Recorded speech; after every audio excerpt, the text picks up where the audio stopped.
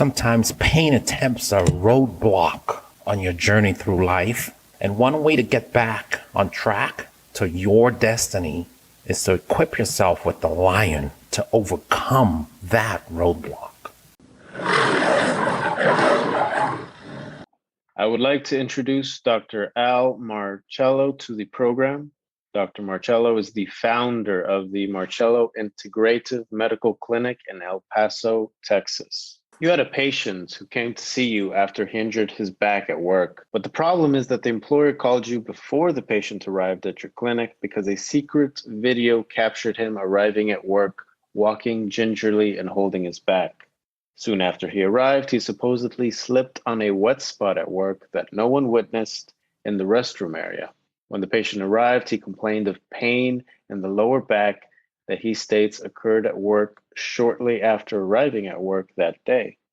You did your assessment, as you usually do, but you informed him that his story makes no sense, and so you will not be able to assign it as work-related. The patient then asked you about the best approach he can take to address his pain. But before we get into your approach to his pain and the pain of people like him, we hear these days about the mind-body connection as it relates to pain.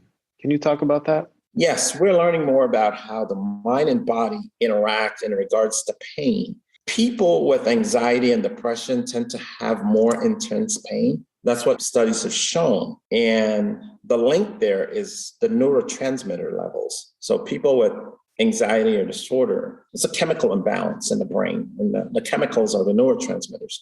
And so we see those people have more intense pain and less relief from pain intervention. And people should realize that anxiety doubles your risk for chronic pain, and depression leads to a 3-fold risk of chronic pain. So those two psychiatric conditions can cause your pain to increase and they threaten you with going in the direction of developing chronic pain down the road.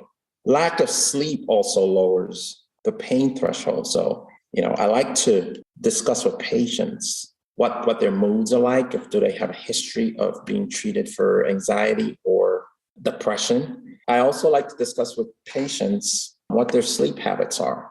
Are they getting enough sleep? Or do they have a history of sleep apnea? Do they have loud snoring at night? And usually, when you can tie these factors together, you have a better chance of addressing the underlying issues that's affecting a patient.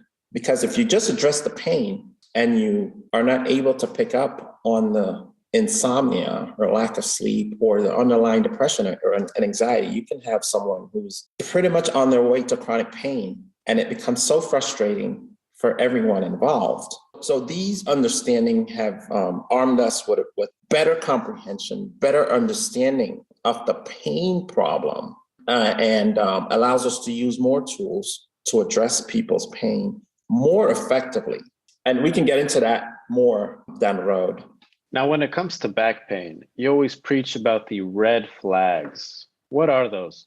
Yeah, so this helps us screen for problems that may require immediate attention whenever someone complains of back pain. Look, most people's back pain results from an injury. Most of the time, it's a minor injury, maybe a fender bender at a red light.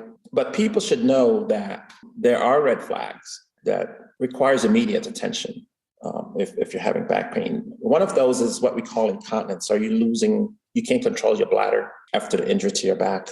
You can't control your bowels. Do you have leg weakness? Do you have numbness in your groin area? Does your back pain started at the same time of a fever, right? So those are some factors to look for. If your back pain is associated with any of these, then you should actually get rushed to the emergency room. How did you answer him about the best approach he can take to address his pain? So our approach to pain management is what we call an integrative approach.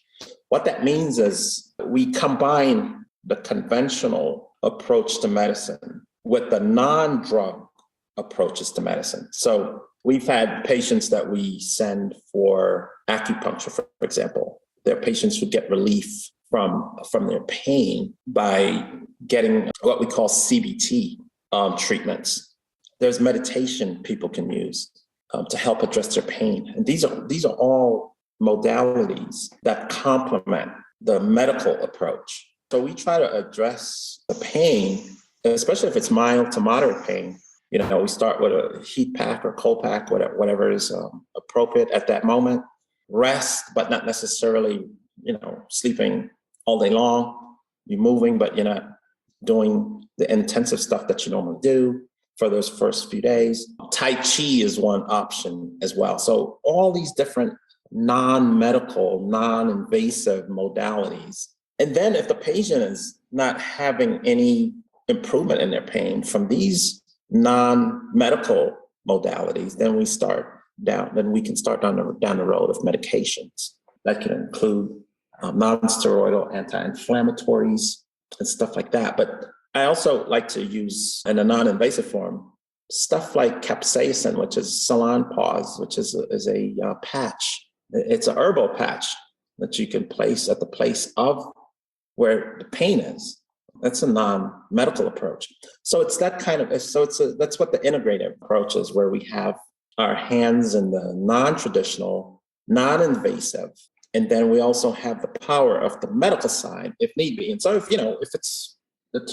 example, if it turns out that the pain is being caused by a herniated disc down the road, we also have that option of treating that more intensively all the way down to surgery if necessary. So it's a combination of all of that.